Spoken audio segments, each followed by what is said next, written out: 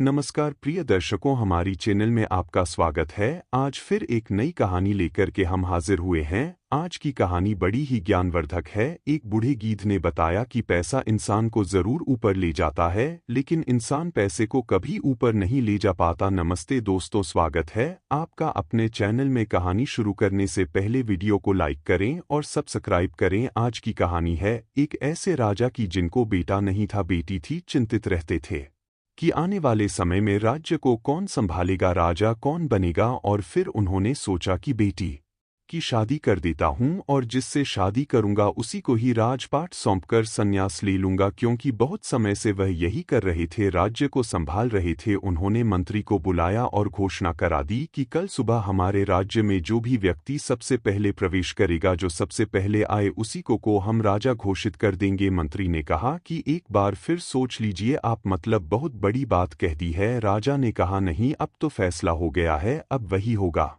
अगली सुबह जो सेवक थे, राजा के सैनिक थे, वह एक फटे हाल व्यक्ति को लेकर के आए। उसने फटे पुराने कपड़े पहने थे। एक लड़का था। राजा ने जो घोषणा की थी उसके मुताबिक उस लड़के से अपनी बेटी की शादी करा दी और उसे राज्य का राजा घोषित कर दिया गया। उसका राज तिलक कर दिया गया। उसके बाद में जो राजा था जंगल की तरफ संन्यास लेकर के चला गया। यह जो लड़का था धीरे धीरे किस तरीके से राज्य को संभालना है, कैसे काम करना है, युद्ध में कैसे जाना है, क्या तैयारी होनी चाहिए, यह सब सीखने लगा और बहुत अच्छा राजा साबित हुआ। लोग कहने लगे कि राजा साहब की वाहवाही है। पुराने वाले राजा ने यह सब सोचा और इतने अच्छे लड़के को राजा बना दिया। और यह सब होने लगा। जिस राजमहल में राजा रहता था उसमें अलग बड़े बड़े कमरे बने हुए थे। सस्ता शस्त्रागार का अलग से कमरा था। बड़े बड़े खजानों के लिए कमरे बनाए गए थे। उन सब की चाबियां अलग अलग लोगों के पास रहती थी। जो शस्त्रागार था उसकी चाबी सेनापति के पास रहती थी। जहां खजाना था उसकी चाबी विध मंत्री के पास में। जहां पर रखे थे उनकी चाबी दूसरे मंत्री के पास रहती थी। लेकिन उस राजमहल में छोटी सी कोठरी थी जिसकी चाबी राजा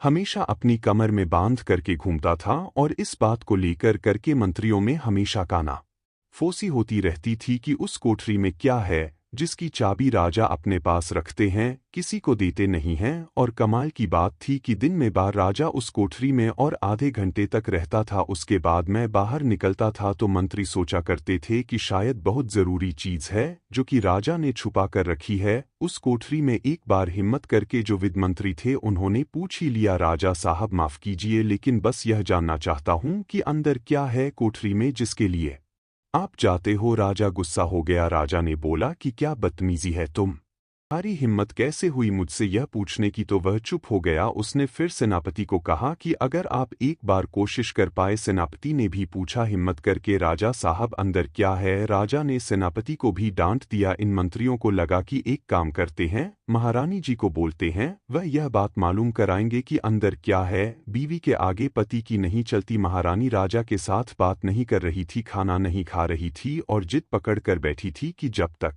आप नहीं बताओगे मैं खाना नहीं खाऊंगी। बताओ मुझे अंदर क्या है। राजा ने रानी को कहा, चलो मेरे साथ। महारानी को लेकर के, मंत्रियों को लेकर के राजा उस कोठरी के बाहर पहुंच गया। चाबी कमर में लटकी थी। चाबी से ताला खोला, अंदर उन लोगों को लेकर के चला गया। अंदर कुछ भी नहीं था। अंदर फटे पुराने कपड़े टंगे थे और कुछ भी नहीं था। तो जो मंत्री थे, महारानी थी, वह पूछने लगी कि यहाँ तो कुछ भी नहीं है, आप क्या करते हैं आकर के यहाँ आधे घंटे तक। राजा ने कहा कि मैं यहाँ अपनी शुरुआत को याद करने के लिए आता हूँ। जब भी मुझे राजा होने का घमंड हो जाता है कि मैं सबसे बड़ा हूं, उसी दिन मैं इस कमरे में, इस कोठरी में चला जाता हूं और आधे घंटे तक बैठा रहता हूं। फिर शुरुआत को याद करता हूं, इन कपड़ों को देखता हूं, यह मेरी शुरुआत है। वह तो पुराने राजा साहब की दया थी, उनकी कृपा थी जो मुझे राजा बना दिया। ऊपर वाले का आशीर्वाद है कि मैं यहाँ तक पहुँच गया, यहाँ तक पहुँचा। इससे निकल करके इस हाल को याद करने के लिए यहाँ आता हूँ ताकि कभी भी घमंड दिमाग में ना बैठे। यह याद दिलाती है कि जिंदगी में अगर आपको लगे कि आपको घमंड आ गया है और अपने आप को अच्छा